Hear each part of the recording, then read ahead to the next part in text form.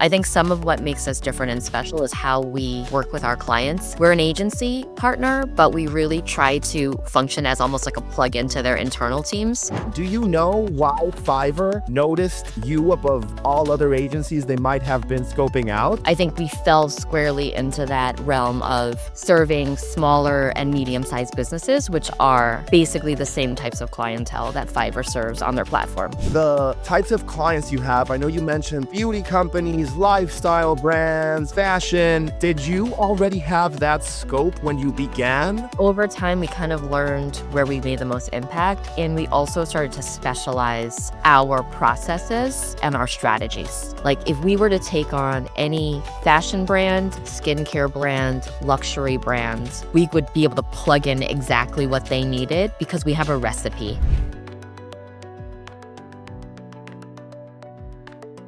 Hey everybody, thank you for tuning in. My name is Andres Figueira and I'm going to be your host for the day. This show is brought to you by the Global Talent Company, helping fast-growing teams hire exceptional remote talent from Argentina, South Africa, and beyond. We connect companies with world-class professionals who bring skill, reliability, and a global perspective to every role. And just for our listeners today, we're offering an exclusive 10% discount on your first hire. All you need to do is visit globaltalent.co, click Start Hiring, and mention the podcast listener discount when we reach out. And today with me here, I am speaking with Sharon Lee Thony, founder and CEO of SLT Consulting, a female-led, strategy-driven, and boutique digital marketing agency. And with that said, Sharon, it's a pleasure to have you. Welcome. Thank you, Andrea. It's great to be here with you today. And you did amazing with that bio read. You've got such a wonderful podcast voice.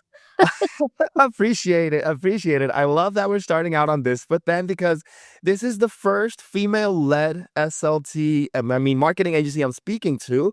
Really? And Sharon, just so that we can get the audience a bit more in context and everything like that, would you be able to tell us more about your background and what SLT Consulting is in your own words?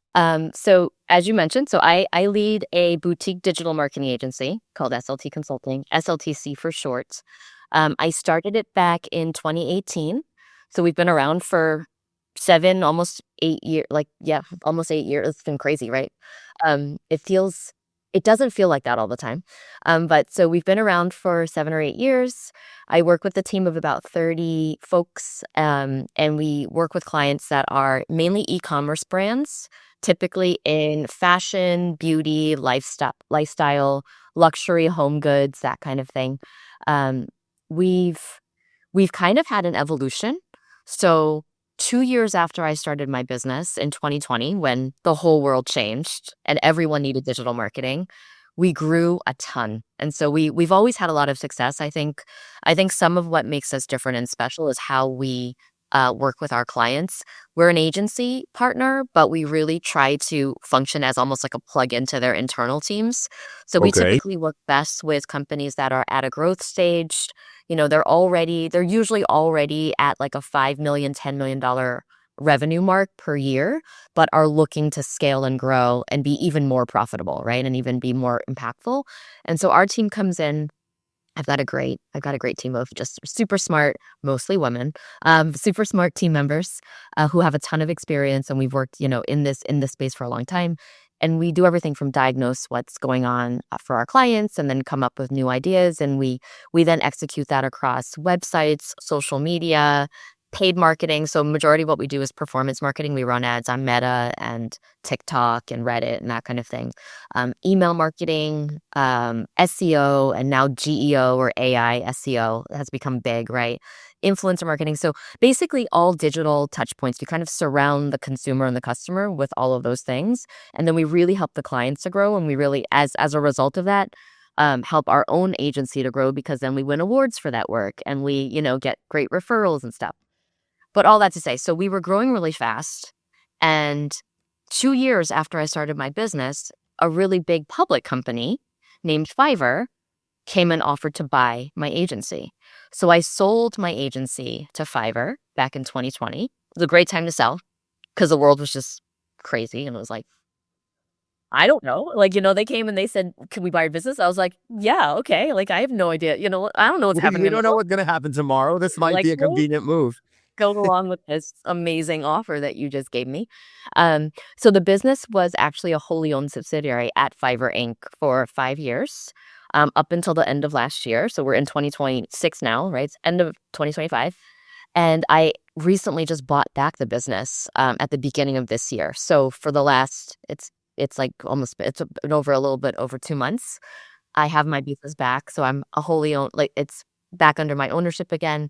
So it's been really exciting, and just kind of going back to like founders and entrepreneurs, another thing, it's this interesting journey of when you start a business, the ultimate goal is to exit successfully, right? I think when you start a business, you're like, I'm going to grow it. I'm going to try to be profitable. I'm going to try to get clients. And you get to a point where you're like, okay, I can make this bit. I can exit, and it can be a great, financial step for me, a great step for the business. And then to actually have like another chance at continuing to grow and scale this agency is like beyond what I even dreamed could be the ultimate for this business. And I'm talking so much, Andreas. I'm sure you have other questions for me. But the way I kind of like to think about it is like how brands evolve as well. Like as we work with clients, you launch a brand and you kind of let the world react to it in a certain way. Like you have your intention of, we're going to stand for this, or we're targeting this kind of customer, or we have a roadmap for launching these types of products or SKUs or other things. But then the world kind of takes over. And then either you're correct and you keep growing, or you might not be correct and then you have to pivot. But the brand itself evolves too, and the products evolve as well. And it's like I've been looking at SLTC in that same way of, we started off as a very baby business. It was just me as like a marketing consultant. We grew to involve other people, and still kind of we were in very early stages when Fiverr bought us. So it felt like the wild, wild west a little bit. You're like in startup mode. You're like just trying to figure things out, building systems, trying to figure out like, how do I pay everybody? Like I was literally, I have often said this too, when Fiverr came to us and we started having conversations, I'm like, I bet they don't even know that I'm paying people with Venmo and PayPal. It's not like we had like a payroll system. Like we were so like scrappy and bootstrapped at the time. And I'm so lucky, and I'm still I love Fiverr. Like we have a great relationship. Even after, after all this, we're still on great terms. And I just love the fact that they just had so much faith in this tiny little business that they found. You know what I mean? To think that it was valuable enough to buy it. And so we bought it. We now that we're 7 years old, so we're not infants anymore, established systems, really have a much more streamlined way of operating. Like we're a real business now. We're a real, we're a real agency now. We have real systems now. We actually have a payroll system now. It's like good. And so now being able to serve clients in that way, that's just much more streamlined and buttoned up and other things. It's like, it really is kind of like relaunching the brand, and then reclaiming, I think, a lot of what we stand for from a much more like individual personal perspective. So, first of all, let me say congratulations on buying back your agency, because that is just such a cool story, because most people think that the story ends when you sell out or somebody buys you out, and then it's like, okay, that went great. They made a bunch of money.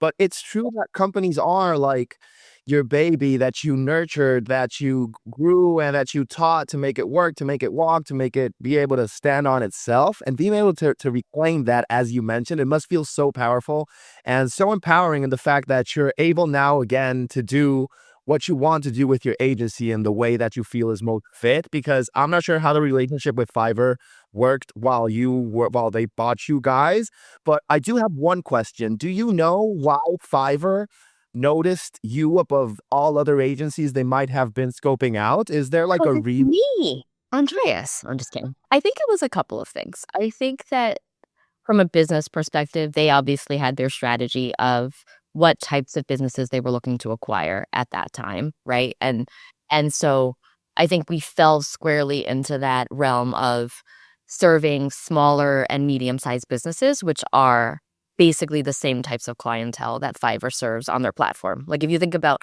who's going to Fiverr to hire people on Fiverr, it's typically startups and smaller businesses. And I think that's evolved over time, but I think, so we were catering to very similar customers and business types in how we were Okay. approaching things.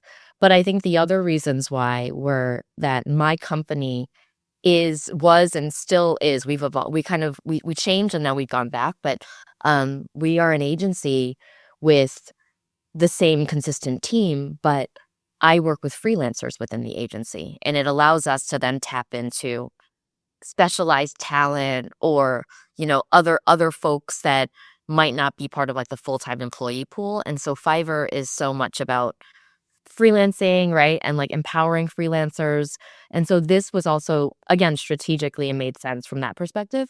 But ultimately, if I were to pull that back a little bit, because what I do now is I advise a lot of companies on how to scale and grow and sell their businesses. And a question that is often asked is like, how do I become attractive to a buyer? Like, how do I make my company attractive to a buyer? Why would a buyer want to buy my company? And there are some fundamentals there. The first thing is you need to be profitable.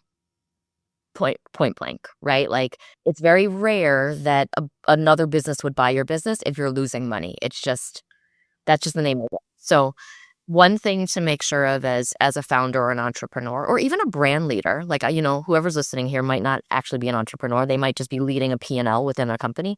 Make sure that that's profitable, because then that sets you up for many different conversations that you could have. Like, it opens up your options. So profitability is one.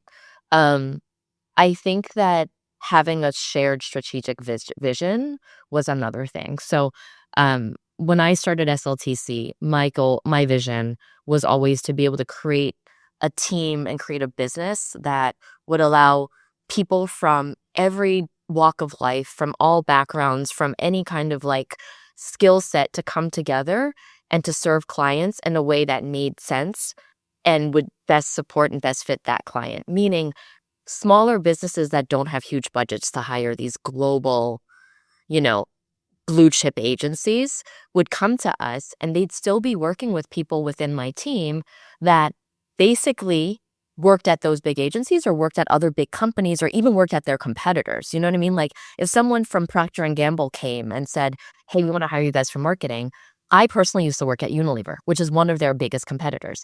You could now hire an agency of people that have the same market knowledge, right, as you and your team, bring in decades of experience at a fraction of the price point that you would pay like a McKinsey or a McCann Erickson or a Saatchi and Saatchi, like these big names where you might not have $2 million to hire on a retainer. So some of it was also, how do you get really great talent together to serve these clients?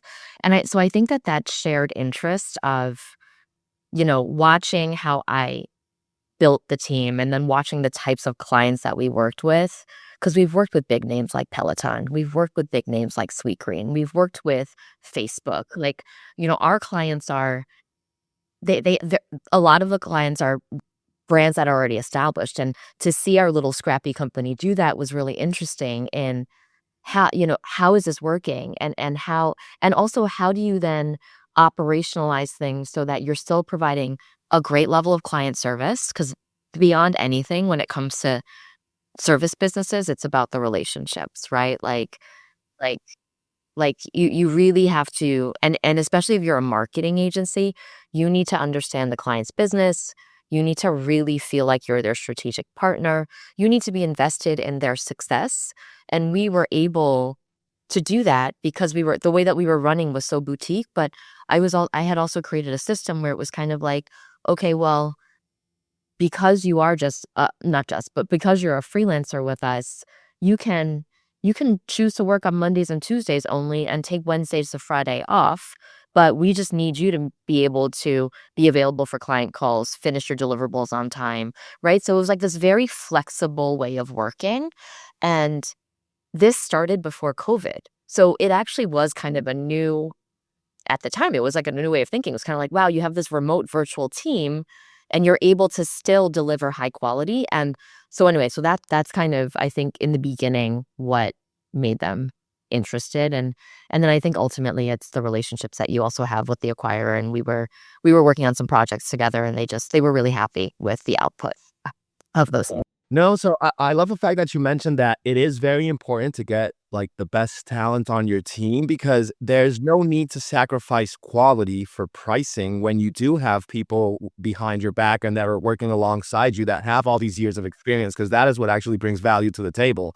And not to speak ill of these other bigger companies and anything like that, but I believe people get more bang out of their buck when they do this in an agency style more independently, because they can reap more of the benefits as well, and become a little bit more visible in this entrepreneurial world that has so much static. Like everything is static now in my head. It's like social media, LinkedIn, everything. It's like, oh my goodness, it's a little bit too much. um but I totally understand what you mean there, and I'm so happy that you even went ahead of the curve before COVID and you were already adapting to a remote style of working, that then once COVID hit in those times, you must have felt super prepared, or that it was even serendipitous that you were already set for this new perspective that was created, and this way of life that was imposed on us because nobody could do anything about it, right? And another question I do have, Sharon, is in terms of the types of clients you have. I know you mentioned like beauty companies, lifestyle brands, fashion. Did you already have that scope when you began with SLTC, or or was it something that you what's it called? That you thought out along the way and then decided to enter this more niche space? Yeah, that's a great question. I think when we first started, we were just taking on any client, right? I mean, come on, let's get real. When you first start anything, right? I'm starting this business, we're gonna do anything. I mean, that was how it started. It was just like anything that people needed that we could do, we were doing. That was dumb and not sustainable and not really like just not a very smart way to conduct anything. And so over time, though, we started to learn where we could make the most impact. And as a digital marketing agency, it just makes sense that our clients are e-commerce brands, right? Because those brands are selling things online. We've definitely supported, especially in the early days, clients that didn't sell stuff online. So it could be like a local, I don't know, dentist office or something, and trying to get them more patients. But we're just not, that's not our skill set, and that those aren't the tools that we're using. Like if you're a local dentist office, you're probably better off doing a local event or, that kind of thing, right? Or like using direct mail as a marketing um tactic, and not hiring an agency that's going to run Facebook ads for you. It just doesn't work that way. So over time we kind of learned where we made the most impact, and we also started to specialize our processes and our strategies. And I think that's what kind of really helped us to hone in on, like, if we were to take on any fashion brand, skincare brand, luxury brand, right now, we would be able to plug in exactly what they needed because we have a recipe that we've proven out and that we've been able to follow. We don't always get the same results because every company is different, but it's like it is really like having a recipe. It's like we know what the ingredients should be, and we know what it should taste like and what it should look like. And so we're able to be much more successful. So that has over time, that's what's helped us to really specialize and niche down in things. Now, what is interesting is once in a while, we will get a client that gets referred to us. Like Andreas, if you're like, you called me tomorrow and you're like, Sharon, I have this friend and he owns this shoe shining business and he needs some marketing. I'd probably be like, all right, let's see if we can help him. I don't know anything about shoe shining companies, right? Like But what? I'll I learn. don't know. But so there are times when we're willing to like experiment. And what's interesting is we will sometimes apply like, okay, for the shoe shining company, let's try to capture emails and do an email marketing campaign. I know it sounds wild. Like, why would that ever work? But then you've learned that it works because you know what? If Andreas is a client of the shoe shining guy and you came in and you got your shoe shined on Mondays, and every Monday you get your shoe shined before you go into the office because it's just your thing. And let's say we send you a text message or an email, well, probably a text message would work better for your shoe shining friend. Anyway, so like a text campaign goes out every Sunday afternoon to all of the clients that typically come in on a Monday morning. And let's say he's got like some free time at certain blocks, and it's like, hey, book a session with me between 10 a.m. and 11 a.m. tomorrow, and you'll get 10% off. I totally just made that up on the fly, right? But those types of strategies that apply in the e-commerce fashion world, which is basically what I just shared with you, is like a flash sale. right? Flash sale, we're having 10% off for this time period, right? Same thing happens when you buy some like a dress online, you can apply it to the shoe shining business and it works too. So that's been interesting to kind of be like, yeah, there are definitely certain strategies that are specific in these realms, but when you see that crossover and when you can prove it out, it's really exciting as well. As I'm hearing you mention like the process behind of what you're doing and why you're working specifically with these types of businesses, I'm also thinking of a French term that's called mise en place, which refers to having everything in place before actually doing the recipe or cooking. And it's like you already have everything you need in order to do well, or at least try it out properly with the companies that you're taking on. So I love the fact that it's the preparation that meets opportunity, which makes you very lucky. And that's amazing because it's like finding your place in this whole business world that we're mentioning. I used to work in the hospitality industry, which is why I get super excited, but I am obsessed with watching companies that are really amazing at customer service. So there's a show called The Bear. Have you ever watched that? Of course. So when you said mise en place, I thought about Carmi, because like as he's establishing his restaurant, right, he's kind of thinking about all the little touches that are so special for the customer. So in The Bear, Carmi's character actually trains at 11 Madison Park. And 11 Madison Park as the restaurant is known for their amazing customer service. There's a book that was written by the general manager or former general manager of 11 Madison Park called Unreasonable Hospitality. And I recommend that anyone who has a business now in service read it. And it is about how 11 Madison Park became this amazing Michelin starred experience, basically not really overnight, but over time, because they would create unforgettable client guest experiences for the diners in the restaurant. So if there are stories in there about how like one family came to dinner one night and they had to cancel their ski trip or something like that. Like there was a big storm, they couldn't leave town and stuff, and like they were pretty disappointed. When they walked into the restaurant, 11 Madison Park had transformed the dining room into the Swiss Alps for them. Like What? freaking unbelievable levels of attention to detail and personalized service. And I say this, I'm so passionate about this. Like, and within our own team, we train all of our client service leads using these same philosophies. If you think about it, it's just a restaurant, right? Meaning like it's food. Like we eat 3 times a day, most of us. We go to restaurants all the time, but they understand that that knowing your customer intimately and giving them the things that are really meaningful to them inspires loyalty forever, and even more, inspires storytelling. So the fact that I've now told you this and whoever's listening now hears this, I think you'll probably check out 11 Madison Park for sure. You'll probably read the book, Unreasonable Hospitality, right? But my hope is, and that's great for them, they're making all that money. That's great. And yeah, I should get a cut 11 Madison Park because I talk about you guys all the time.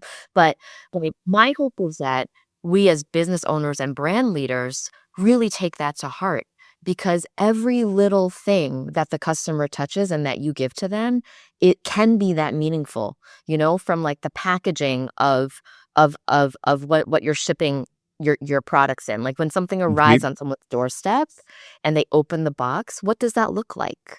Right? What's the message that you're giving to them? Those texts that I'm telling you about on Sunday afternoon to try to get more business, what does that say? Right? Does it say, "Hey Andreas, we are here to make sure you have a great week starting tomorrow and on Monday morning. We'd love to see you. Let us help you shine your shoes so that you can get a great start." Like, what are those little things? Or if you were sitting in that chair getting your shoes shined and you mentioned, "I got a really big interview next week. I'm really nervous about it," right? Same thing, that text message could be like, "Hey, we just want to wish you luck on your interview today. Like, thanks so much for coming in yesterday."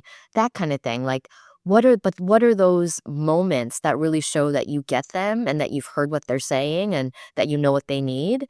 And that's what causes major growth and just a lifetime of loyalty. I feel that's a trend that's like, it's not a trend, but it's how the shift of the world is moving a bit. And it's like, marketing and ads and how you show your product to people or your service, it needs to be a bit more personalized, because with so much info around, if you don't use that properly to cater to the experience of the client or the audience, then I think you're missing out on a big part of what's possible nowadays. I love how you're then also able to like understand that, and I bet it's also that it's something that you, what's it called, embed in your services to your clients. And Sharon, I know that we're almost reaching time. I will say these 30 minutes flew by. I did not even notice the clock. I had another screen open and now I'm seeing here and we're at the mark. But before I do close out the episode, I did want to give you the chance to let anybody who's hearing us know how they can contact you, how they can find out further about SLTC, see if their company is a proper fit, and assess whether the agency can be a good fit for them. So they can find us online. We're everywhere. But our website is sltconsulting.co. So there's no M, it's just .co. And when you're there, you can download a 2026 planning workbook to help you kind of plan out your marketing strategy if you need that. There's also there's a button on the homepage to book a call with us. And so we're happy to talk to anybody about their needs. Like I mentioned, we do best if you are an e-commerce business already kind of generating somewhere between $5 to $100 million a year. If you are a shoe shining business and you just want some advice, we're happy to give you a couple ideas as well. We just don't have much experience in, things outside of e-com. And we also have a soft spot for female founders because I am one. And like I was telling you, Andreas, I just feel like we need to really support more of that. So if you are a female founder and you don't squarely fall within that realm, we're always also very open to, complimentary advice, just being a sounding board.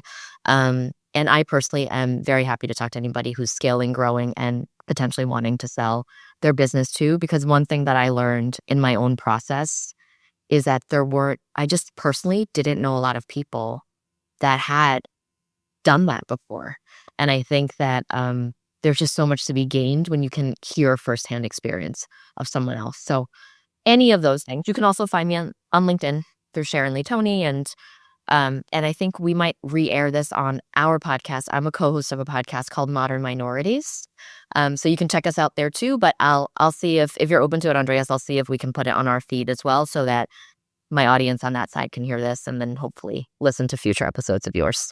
And to anybody who is hearing, you heard it here first then, sltconsulting.co, and make sure to check them out and just see if it's a proper fit. But with that said, Sharon, thank you so much for your time, for your stories, for your insights, and for providing such a nice and good vibes in this conversation. Really appreciate it. It was a pleasure. Talk to you soon. Talk to you soon. And with that said, thank you everybody who has been here hearing us. I hope that you return to keep on listening about the different industries that we're learning about and the different personalities that we're talking to. So with that said, have a good one.